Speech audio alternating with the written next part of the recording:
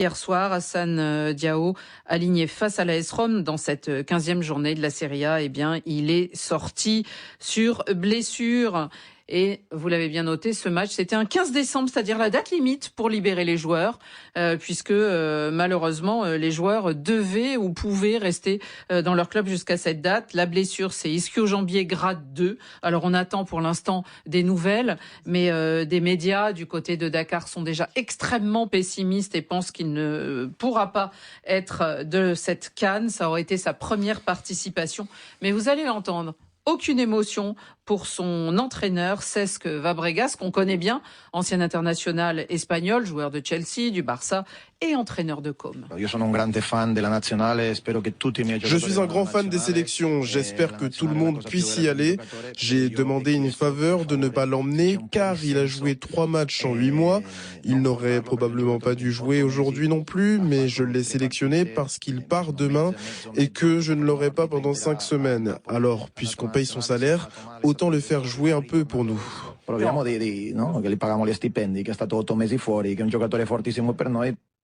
L'entraîneur, certes, était dans son droit, mais avait-il raison, Patrick Juillard ? Disons que ce que je n'ai pas aimé dans ses déclarations, c'est qu'il dit oui, je savais qu'il y avait un risque parce que depuis qu'il a été blessé. Alors en plus, il est fragile, disons. Il n'a pas terminé la saison dernière, il n'a pas continué, et il n'a pas commencé la saison. Pointillé cette saison. Il se blesse beaucoup. Fabregas savait qu'il y avait un risque, il le fait quand même jouer. Et maintenant, il est en train de nous dire oui, Paptio me met la pression.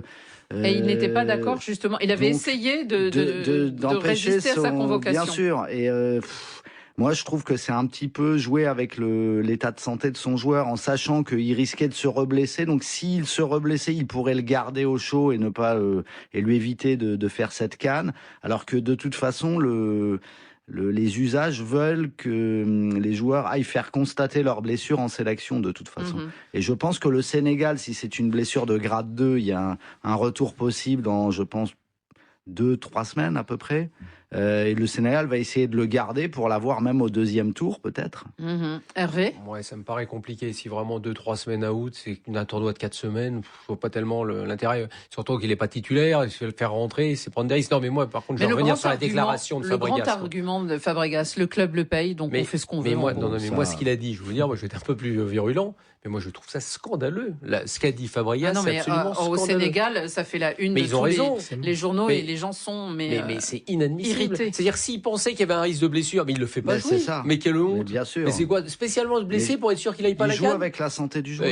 Et puis surtout, pour pas qu'il aille pas à la CAN. Tout le monde joue avec la santé des joueurs. Oui, ça oui, il est pas le seul. Mais là, il est censé être un éducateur. Mais moi, il y a une chose que j'ai pas compris sur les dates. Il y a une chose que j'ai pas compris sur les dates. Ah, vous avez pas compris ? Non, parce que est-ce que les sélectionneurs et les entraîneurs, je crois qu'ils ont compris, malheureusement. Non, mais est-ce que c'était jusqu'au 15 ou est-ce que c'était jusqu'au 14 au soir, vous pouviez récupérer vos joueurs le 15 ? Pourquoi Al Naoui, alors il est pas dans le groupe ? Parce que les Marocains, ils ont récupéré leurs joueurs hier. L'AS Rome l'a retenu. Parce qu'il y avait le match hier soir. Oui, mais El Anaoui aussi. El Anaoui, il est aussi dans le même club et apparemment, il n'était pas sur la feuille de match, si. Si je veux pas dire de bêtises. Donc je sais, moi, je croyais que les sélections avaient le droit de prendre la joueur à partir de lundi, à partir du 15. Un jeu sur la date, évidemment. Oui, il doit y avoir une zone grise. Le 15, le soir, à 0h, le 15 à 0h, le 16. Alors, il y a peut-être une zone grise, j'en sais rien, mais en revanche, là, ce que je sais, c'est que la déclaration de Fabregas est vraiment, c'est scandaleux. Il a été joueur, il peut pas accepter un truc comme ça. Surtout, il a été international. Bien sûr. Et en plus, le pauvre Diao, parce que le pire, faut pas se mentir, c'est pour les joueurs. Ils sont pris entre le marteau et l'enclume. C'est-à-dire qu'ils leur mettent une pression. Mais Fabregas, quand il voit Diao, il lui dit quoi ? Il lui dit quoi ? Tu vas aller pour le Sénégal ? Mais tu veux avoir une carrière ici ? Tu veux jouer ? Tu veux ci ? Tu veux ça ? Tu veux ci ? Tu veux ça ? Le petit, il a 20 ans. Diao, il n'est pas installé. Diao avait déjà eu des pressions comme ça énormes parce qu'il a été formé en Espagne. Bien sûr. Et en fait, l'Espagne aurait bien voulu le récupérer. Et Fabregas, d'ailleurs, avait déjà fait des déclarations en disant, en gros, si j'étais à sa place, je prendrais plutôt l'Espagne et tout. Voilà. Ah bah alors, vous voyez, moi j'ai des beaux courants. Ça ajoute encore. Je trouve ça assez malsain. Et Fabregas dit une chose dans les déclarations que vous nous avez envoyées. Il dit, en gros, que Paptio aurait dit, s'il n'est pas à la CAN, il va va pas à la Coupe du Monde. Mais qu'est-ce que c'est que cette histoire? Mais Papio, il le veut à la CAN, parce qu'il est pas où il est pas. Parce que Papio, il est pas en train de faire un bras de fer en disant, j'aimerais bien l'avoir. Non, il viendra. Il est sélectionné, il vient dans l'équipe.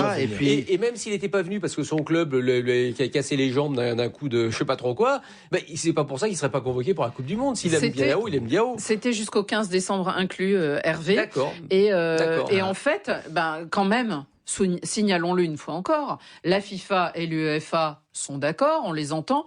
La CAF, on l'a jamais entendu. La FIFA, c'est écrasé. C'est la même boîte. La FIFA, théoriquement non. Et les présidents de fédé, vous les avez entendus? La FIFA s'est écrasée. On a entendu quelques sélectionneurs. Oui, que les sélectionneurs. Et sinon, il n'y a pas un président de fédé qui peut gueuler et dire, mais attendez, on devait les garder. Parce que moi, quelqu'un genre Habib Bey dire, mais je comprends pas pourquoi on les libère pas. Et j'imagine que lui a libéré ses joueurs en temps et en heure. Mais ce qui est scandaleux dans l'affaire, c'est qu'à la rigueur, on vous aurait dit depuis le départ, c'est le 15. Mais bien sûr. Tout le monde était au courant. Il n'y a pas de souci. Voilà. Mais on a l'impression que les clubs et la FIFA, ils ont découvert la CAN 10 jours avant. En fait, il y a les Africains, là, ils nous font chier avec leur truc. En plus, ils ont réalisé qu'il y avait deux journées de Ligue des Champions quand même. Oui, parce que c'est vrai qu'elles n'étaient pas inscrites au programme déjà il y a 4 mois. Donc ils auraient pu le voir. Enfin, je veux dire, c'est une honte. C'est-à-dire qu'ils ont pris pour rien du tout les joueurs africains. Ils les ont considérés comme moins que rien. Déjà, ils les payent moins que les autres. Et puis après, ils veulent pas les laisser partir. C'est un scandale. Même si après, on peut discuter effectivement des dates, parce qu'il faut pas non plus tout envoyer en l'air. Il y a des vrais soucis de date, de calendrier. Ça, c'est vrai. Il faut pas se mentir. Depuis très longtemps. Elle devait être en été d'ailleurs cette. Oui, la vérité, c'est qu'à cause de qui elle est pas en. Merci Jenny. À un moment. À cause du mondial des clubs. Youssouf Mulumbu, est-ce que vous avez subi des pressions comme ça lorsque vous ralliez votre sélection pour la CAN? Bien sûr. Vous avez dû vous battre? C'est coutumier de certains clubs. Après, je pense que c'est injuste un peu pour un joueur comme Diallo qui est assez jeune. Et c'est intolérable d'entendre Cesc Fabregas parler de la sorte. Je pense qu'un joueur qui vient d'éclore comme ça, il faut plutôt le protéger. Et je pense que c'est lui la victime aujourd'hui. Parce que Cesc Fabregas s'en prend au Sénégal, et le Sénégal s'en prend à Com, mais la victime aujourd'hui, c'est le joueur qui va manquer la compétition, et avec le Sénégal et avec Com. En tout cas, qui va avoir une CAN gâchée parce qu'on l'a fait peut-être reprendre trop tôt. Il le dit lui-même, c'est ça qui est terrible. Même avant les propos. Même avant les propos. Et il n'est pas le seul, malheureusement. On en parle. Il y a Pierre-Emerick Aubameyang qui s'est blessé face à Monaco et ne jouera pas au moins le premier match du Gabon face au Cameroun à cette CAN. On a aussi le Malien Siko Niakate qui lui s'est blessé contre Braga ou avec Braga. Avec Braga, pardon. Sébastien Haller. Qui s'est blessé, gêne à la cuisse, et le Sénégalais Ilaï Camara qui est contraint d'annoncer son forfait, qui a été remplacé par Mamadou Lamine Camara, appelé de la RS Berlin. Si on veut attendre la CAF pour régler le football africain, je crois qu'on va attendre jusqu'à demain. C'est une organisation qui est inerte, qui n'a aucune utilité pour le continent. Donc je pense qu'il est important qu'on puisse avoir dans cette organisation des caractères forts comme celui de Samuel Eto'o ou bien de El Hadji Diouf. C'est seulement dans des situations pareilles qu'on pourra régler le problème. Et il y a aussi dans le passé certains anciens joueurs comme Joseph-Antoine Bell qui était vraiment une voix pesante dans la sphère du football mondial. Donc ce sont des caractères qu'on devrait avoir. Et par passage, je remercie les Camerounais d'avoir été les porte-drapeaux du foot africain.